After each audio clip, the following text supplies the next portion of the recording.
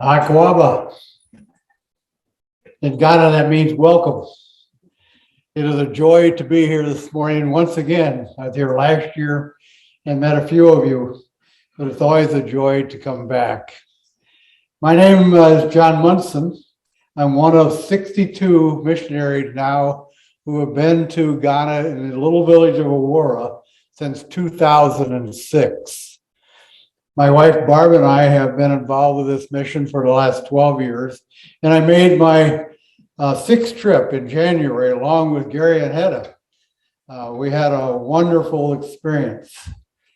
Over there, they call me Nana Kwame Yaboa the First. Nana means warrior king. Kwame means I was born on a Saturday. And Yaboa is the royal family name. And I am a member of the first council of the royal family. It's a privilege that I've had for about 8 years now. Each time I go, I wonder, why has God called me to be in Aurora, Ghana? I'm from Stevens Point. I know nothing about mission work initially. And yet, my wife and I took a course, a little weekend experience, where the two of us were in a couples retreat. They sent us off one direction, the other. We came back together, we compared notes, and at the top of our list, we said we wanted to do a mission trip. Neither one of us had ever talked about that. And so that's how this all began. And so we began to do the mission work in Aurora, working with Pastor Listowel Mensa, who's now the Methodist pastor at Greenville Methodist Church over in Appleton area, the Greenville area. And so over the number of years, we've had a lot of projects go on and a lot of help from a lot of people. There's a little handout that you pick up on the way in. You can read that at your leisure. But we began by putting a new parsonage together, laying the blocks up, getting the interior walls done, doing the painting, putting the roof and ceilings on, all those kinds of things. And that led from one thing to another, to another, to another. 62 missionaries going every 2 years. And then in between years, we do a lot of different things. This past year, I thought I'd give you an update of things that we actually accomplished while we were there. And just again, let you know how much this church has helped with that. Because the gift from this church made many things possible. And from other individuals and other churches, we've been able to do a lot of things. Last year, we sent a shipping container completely full of medical supplies and equipment to Wenchie Hospital. It's about 15 miles north of the village that we work with. That shipping container came through a gift from MedShare Corporation down in Atlanta, Georgia. We had to raise $25,000 in order to pay for the shipping of that container. But the container went with nearly $600,000 worth of medical supplies and equipment. And it got to the hospital about a month before we arrived in January. They immediately put it to work. I've heard reports back from all kinds of things that they've done with it. One of them was a brand new operating theater. And so it's up and operating and doing operations that it couldn't do before. But that was made possible by generous gifts from people just like you. And so that's something that happened. When we got there, getting to Aurora, Ghana is not the easiest thing to do. It's about a 37-hour trip. It takes a long time to get there, and the roads are terrible. We experienced a dirt road that would seemed like it lasted forever, full of potholes. But we finally arrived. We began our work. One of the first things we did was to go visit the church service. The church services were about 3 hours long. That's a typical one. And they sing and they dance. And the joy that they have in living their faith there is amazing to see. They take up 2 or 3 collections, by the way. And when they do that, they put up the collection plates up in front. All the people in the congregation get up and dance forward, put their money in, and dance back to their seats. So I thought we'd do that later. What do we think? 4 or 5 of them today. But that's the way they do things. And so we got to experience a church service a couple of times. We began visiting schools. We would go to the various schools, and we took bags of a variety of things, school supplies. We divided them all up, and we went to 5, 6 schools, and we dropped them off and said hello to the teaching staff. They're very appreciative. Most of the schools have no electricity. They have no running water. They have open air windows, and they have wood desks that usually 2 students per desk. So that's very rustic from our perspective, but they teach everything in English, and they're making progress. They're teaching their youngsters who now can go through high school for the first time in the last couple of years. They started allowing people past the 8th grade. And so it's a good thing to see in Ghana. And people are beginning to learn to speak English. They speak Twi, which is a language I don't understand at all. But it's quite a fascinating place to visit. We went to the local high school and we bought some medical supplies for the local clinic and the local high school. They have a small clinic. We dropped some supplies off. We went to the local health clinic. Aurora Clinic is a very small facility, and the medical supplies and over-the-counter things that we took, we immediately put them into their supplies and they began to use them immediately. And so we were able to accomplish that. With the help of this church, we bought 2 motorcycles. One of the motorcycles went to the director of the Aurora Clinic, the health clinic.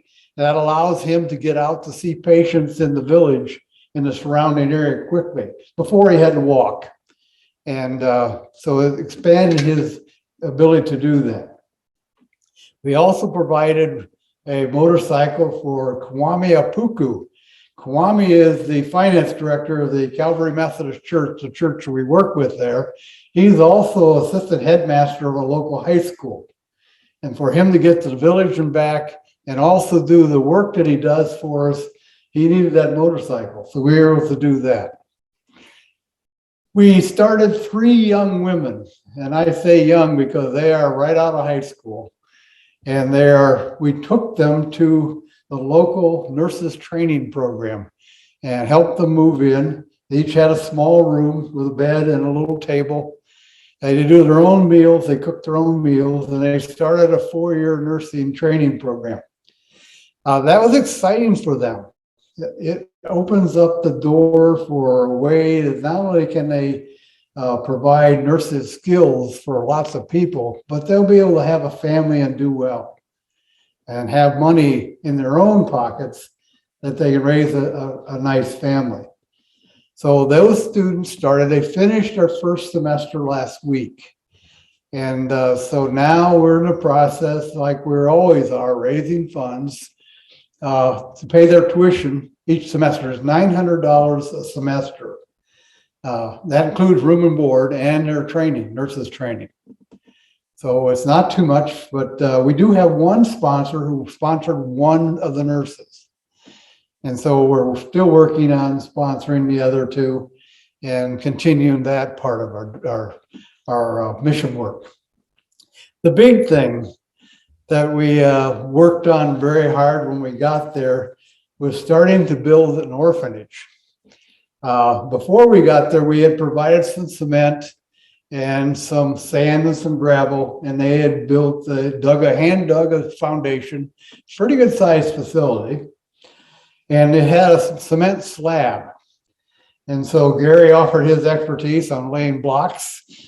And we went out, we actually helped and watched them begin to put up the walls.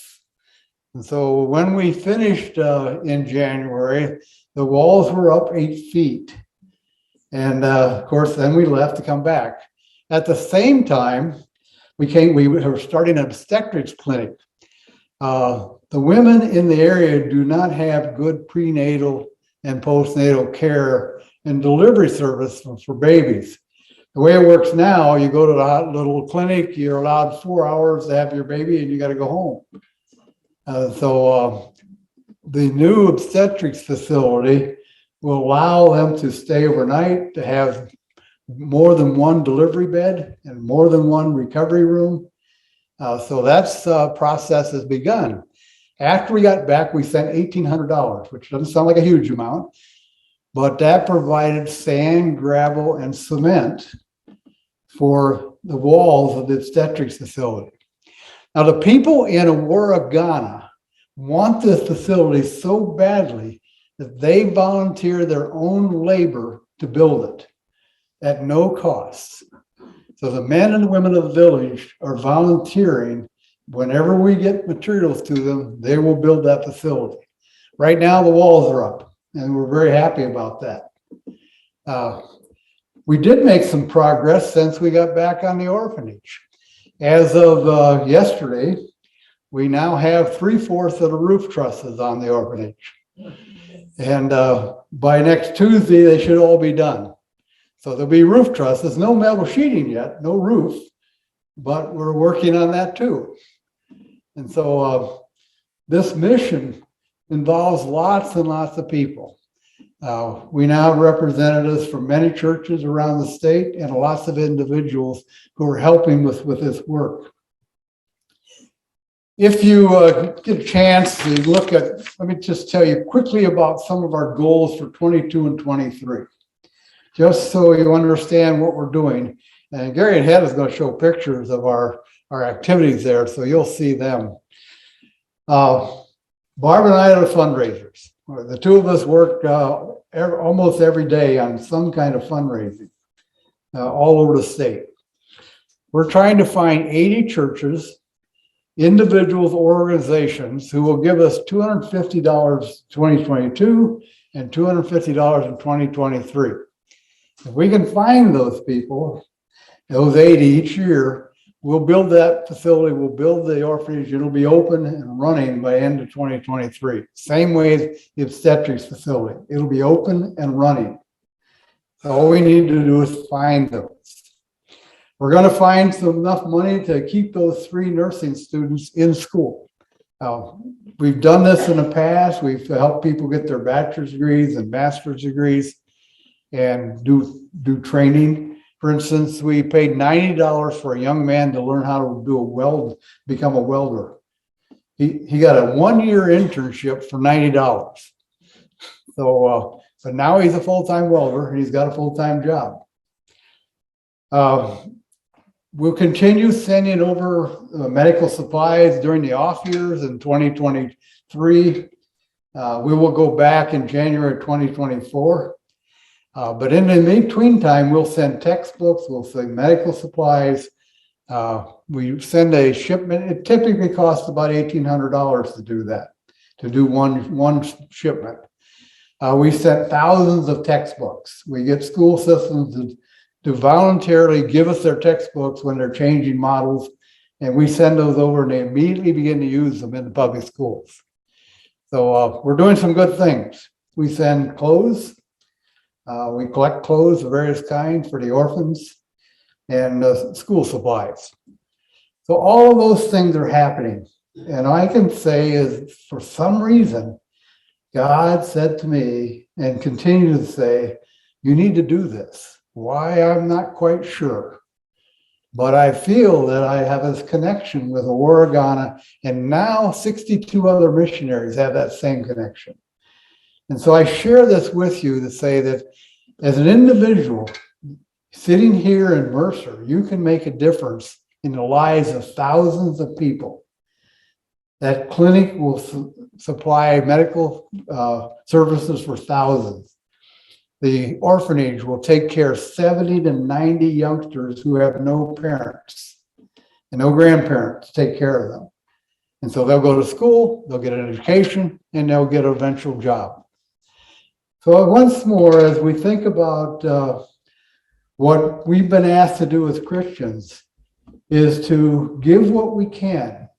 And that doesn't matter if it's a small amount or if you can afford a larger amount. but whatever you can is appreciated. $1 here is worth $6.50 in Ghana. So it makes a huge difference no matter how much we receive.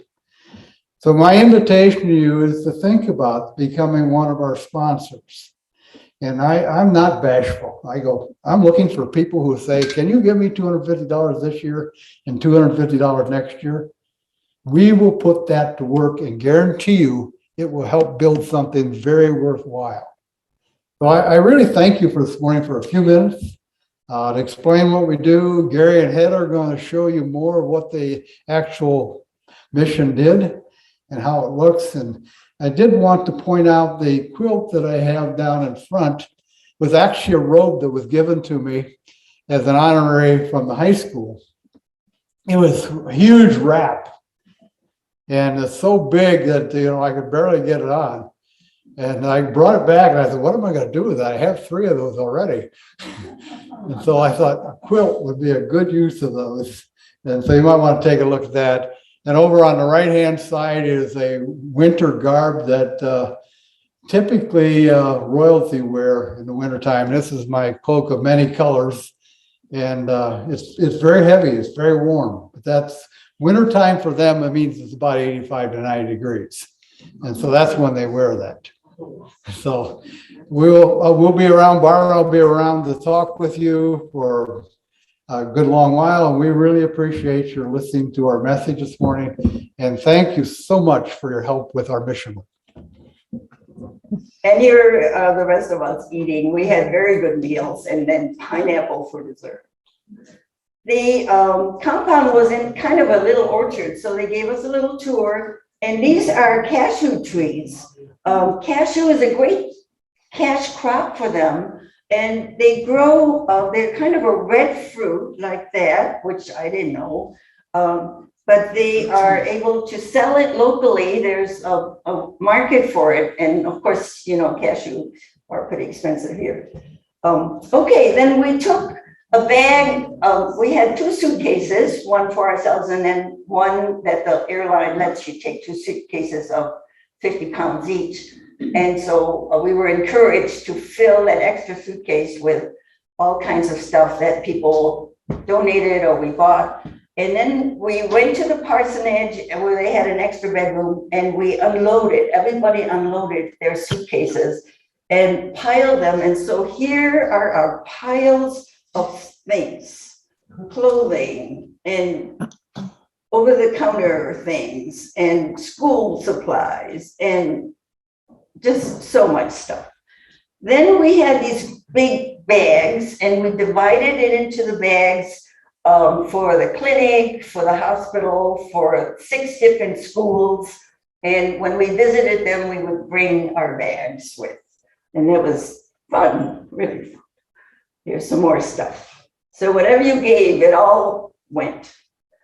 This is the Aurora clinic that we visited. They were giving COVID shots there. And the new wing, that gynecology wing, is going up like behind that. This is the pharmacy. Look at the stuff that we bought was put in there right away and used. So they don't have very much. These are those 3 nursing students that we got to escort to their dorms. We got to view the dorms, which were pretty Spartan, but they were excited to be able to go to school. They had the only computers that we saw there. In the schools, they had nothing, but what they had was useless. Okay, now whenever we took our goodies, like to the hospital here, they immediately put it all on a table for everyone to see, So we thought we had so much stuff, but when you see it all spread out, it looks very little. But they were so grateful. We got to tour the hospital. Here are the little kids. We had hats that some lady had crocheted, and they love these little kids' hats. Twins were born the day we were there. Yeah.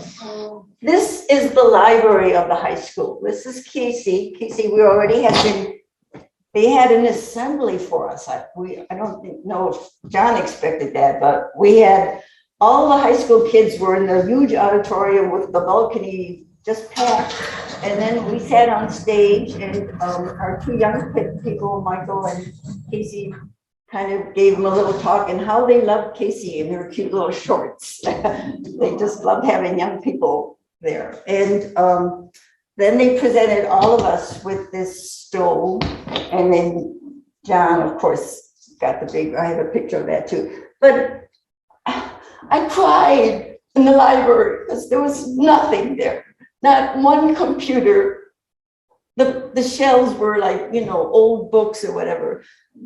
And back there they have, they stacked the mats over the summer where the kids that live in the dormitory over the year, that would be their beds taken back to the dormitory. So there's nothing, it was nothing. Here he is in his finery. They draped him in this big robe, and that's nice to see it now as a quilt. And this is an example, the man is wearing an example of the kind of shirt that the men wear. And there's one downstairs on the table too that John said, I already have 3, you can have that one. This is a plaque that honors it says the United Methodist Church of Wisconsin donated the money to have this well, November 2020, and it's located outside the girls' dormitory at the high school. And the girls are there to do their laundry and for their washing and things. So it's just gratifying to see these projects being appreciated. Okay, then the big event, a big event was Vacation Bible School. And it ran 2 days. It was Wednesday and Friday. We needed a day off in between. So Wednesday was the day we just played games, and John had examples of some games like jump rope and here lining up and whatever. And then we brought him into the church, and then I was saying a few songs maybe, but then on the way out, they were all given some candy because we had brought lots of candy with too. So here's Gary and Casey handing out candy. And then let's see here, the second day on Friday. So that day we had maybe 600-700 kids for that first day of games. The second day, Friday, they knew we were giving out food. We were giving little baggies. And so we had this assembly line going where we were putting together little baggies with a cup of rice, which the women had boiled, always rice, cup of rice, a hard-boiled egg, which we had to peel because they said, if you don't peel them, you're going to find shells everywhere. So we peeled eggs, 36 dozen eggs, I think. And then they got half a dried fish. So here we are peeling eggs, putting fish in there. It was fun. But then when we got done, the kids were waiting. They were already waiting. You know, we drove up in the van and they were high. They were really, it was bedlam. So we brought them into church, and here they are in church. And we ended up with, I'm sure it was around 900 kids. 958. 950. Wow. And you know what? It was like the miracle of the fishes, because we said there'll never be enough bags. We had 4 bags left over. Just amazing. The rice, I was surprised. I thought rice was a staple there, but it is not. They only get it on special occasions like Christmas. And so this was a big deal. They got a half a fish and this egg, and it was important to the children, and they knew it was coming. So, you know, we let them in one at a time. All the other doors were locked, so they couldn't sneak in, and they let them one at a time. And then the big ones soon found out, because we were trying to let the little ones in first, that if they carried another brother or sister, they could get in first. But some of them were picking up kids that weren't their brothers and sisters. Oh, it It was bedlam. It was bedlam. Kids were not well behaved. No, They they wanted were, to get in, they so were they were all so pushing and shoving. And the worst ones were the older girls. well, Some of them were really bad. so here was Kids were here was almost getting run over, the little ones. Pastor had a jump rope, and he would say, it was, oh, wow. Okay, here is our group. After we got our new uniforms, we got to go to the market to pick out our fabric. The tailor was with us. We got to pick out a pattern from his books. He measured us, whatever, and then they had these dresses ready like in 4 days, I think. So the one on the left, that's Felicia, pastor's wife, who is from that village. Then Gary, and then Pastor, there's Kathy, Casey doesn't wear dresses, so she had shirts made, which is fine. And behind Casey is Mike, who was Pastor and Felicia's son, and Rose and Annette in the back. So that's basically there, except Pastor was not there, but he's here because he was preaching in the white robe. That's the cohort of the two leaders. So that's pretty much the group. The people in the back, one is the head teacher, I think, and one was maybe the person driving the minivan. So it was nice. We had different ages. We had old people and we had the college kids and people in between. So it was a great group. Okay, now the day between the Vacation Bible School, John decided we needed to have a recreational break. So they took us to this monkey sanctuary, which was fun. We had rhesus monkeys, and they had monkeys that eat like bananas, so you could tempt them to come close to you and climb all over you, which some people like, but I don't. And then we had the colobus monkeys, which are leaf eaters, so they are not tempted to come down. They're really high up on the trees. And then this is Mike, and there's a neat tree that he and Casey had to climb. So that was fun. Then we stopped also at a waterfall and a hanging bridge. So it was not just work, it was also fun, but the work was fun. Okay, here we are, Gary's shopping for motorcycles. They had a dealer right in town. And then here are the two they picked out. And here they got driven. And then we also bought a farm cart for Felicia's family because they had a plot of land outside of the village that they needed to get back and forth their produce. And because that family has been so generous to us, we were happy to let them have this farm cart. So then we had a presentation of giving this motorcycle to the clinic, and that's right here.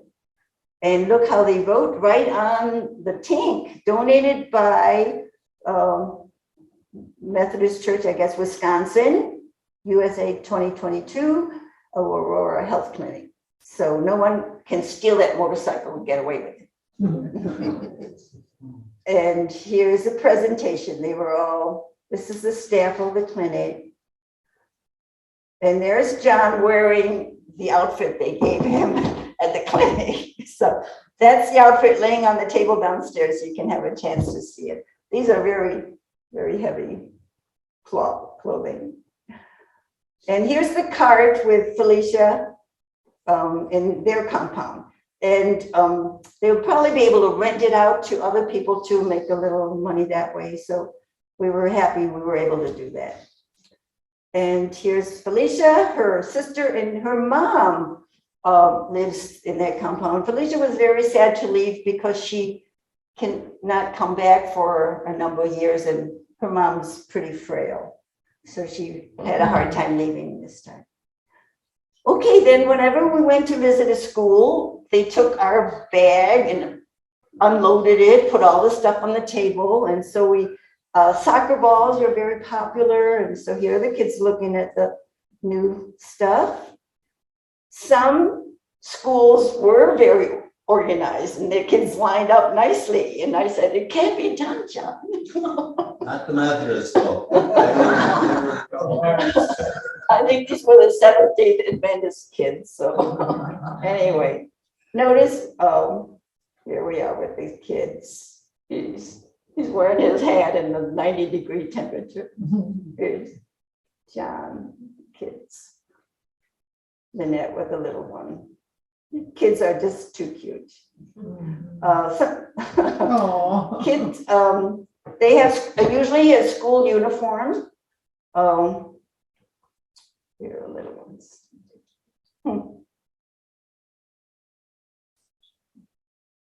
It's real hot there. Yeah, see. There is a small population of Muslims in the town.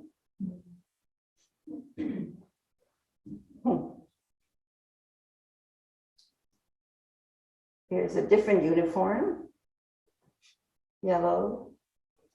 We always had to sit and go through the ritual of them thanking us. This is a typical classroom. It's just bare. There's just a blackboard and just basic chairs and no windows. Okay, then we paid a visit to the orphans. These are orphans that are farmed out to foster families because right now there is no orphanage. So we gathered them together in this church. And here are the clothing things that we brought with us. They sang a few songs for us. Here we are listening. Here are the women that take care of them now. So this orphanage will be such a blessing when it's finally completed. Okay, then the production of the orphanage. This is what it looked like when we arrived. Just John said, just the slab was there from when they had been able to pay for the concrete 2 years ago, I guess. So here we are, and John's looking at the plans for the building. And then the bricks got stacked along the side, and the walls are going up and up. And here is the man making the bricks. So this is what they do. They have this form, they shovel in the mixture, he pushes down, and then the bricks pop out. And so one by one, they make these bricks. And they line them up and then they dry for a week or whatever, and then they're able to use them. And it's amazing how they can carry heavy loads on their head. And it is hot. It's like 90. These people are out there. Yeah, look, he's wearing like busting their hats and all doing kinds of this stuff. thing. It's really hard work. It is. Okay, then Gary got to put his building skills to use, and he got to trowel in a brick. So if this building collapses, we'll know why. The only crooked one there. You know, block layers there make $1.74 US a day. Oh, my God. $1.74, I found out how much you're paying them. So they work from 7:30 in the morning till 5 o'clock at night for $1.74. I asked them and they all said, ask the master. The master being their employer. And he wouldn't say because they had not negotiated the price yet. The pastor and John negotiated the price for this job a day or two later, wasn't it? Yeah. Wow. Okay, so here's Pastor looking over the works, and ta-da! This was the latest picture that John sent me on email with the trusses going up, and as he just told you, all the trusses are up now, so now we just need the roof to be put on. But the inside of the building has like one whole wing is for the bathrooms, the girls and the boys, and it'll have showers and flush toilets, and then there's a number of bedrooms and a common room, a big kitchen, So it'll be a really nice building. Okay, the rest are just kind of general pictures of the community. They sell most anything you could want. Here are women carrying their babies on the back. That's always so sweet. And lots of stuff on there. Cassava is the mainstay food. It's a root that is very starchy and has absolutely no taste to it at all, I think. But it's filling. So the women can carry amazing weights on their heads. And of course, their posture is just so beautiful. Here. Cute little, the kids are just beautiful here. They use all kinds of transportation ways. There are little putt-putt taxis you can take. Carrying load of wood. All cooking is done over open fire, so you'll see results of that here. Yeah, here's looking down on the village. I don't think that's our orphanage, is it? I don't think we have this water near us. No. Look at the smog. Gary had a really hard time with coughing because the air, especially in the evening when they start their cooking fires.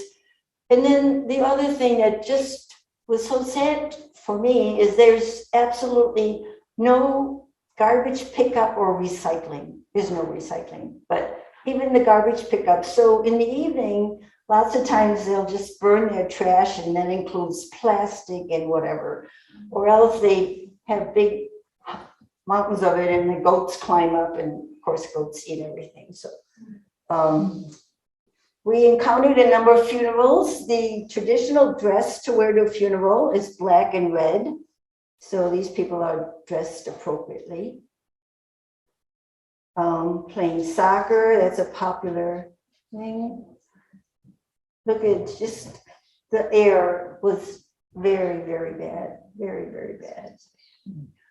So that's the end of the slideshow, but I have a very short special treat if I can get out of this.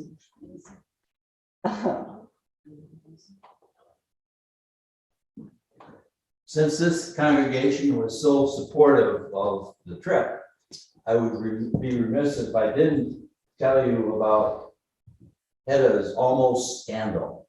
Oh, you're not. Oh, you're not. She's a good correspondent, and she was writing an email. I think, Wait. to the pastor. I don't know how to stop it. This is the women going forward with their offerings. And the picture that Casey sent me on her phone was so vibrant, so beautiful. And it didn't translate that way into my computer. But let's see, where's the bell? Here, louder. But look how they dress so beautifully.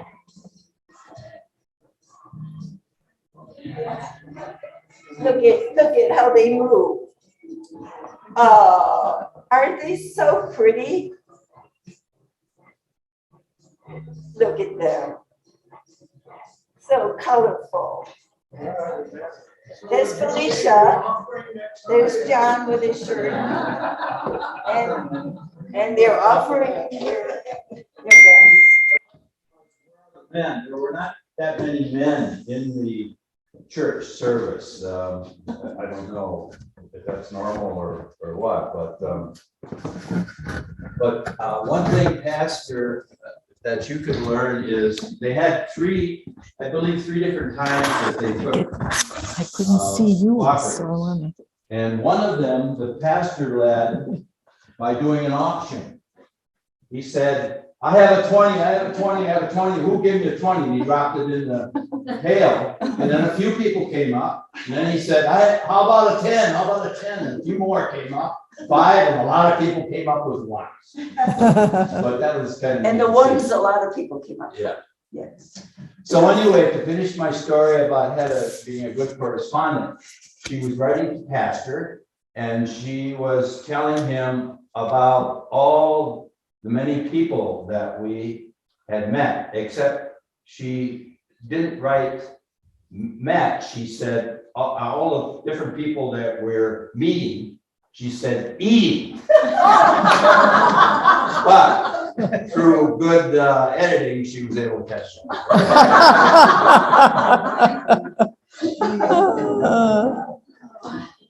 Okay.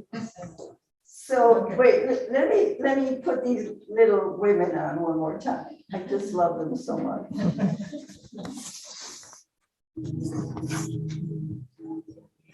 I don't know how to turn this sound up.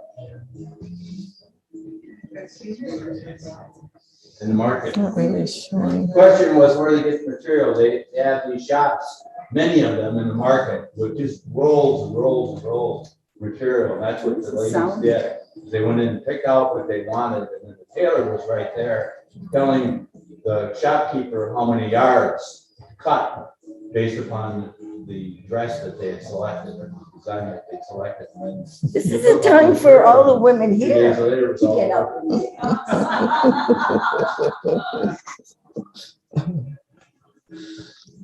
So they. I love that part of the church. It was None of great. them like this. No, I think the women did, but this was, the ones that we picked out, they had a tailor Oh, okay. because we'd still be making those. Yeah. Thank you, Dean, for helping me. Okay, that's it.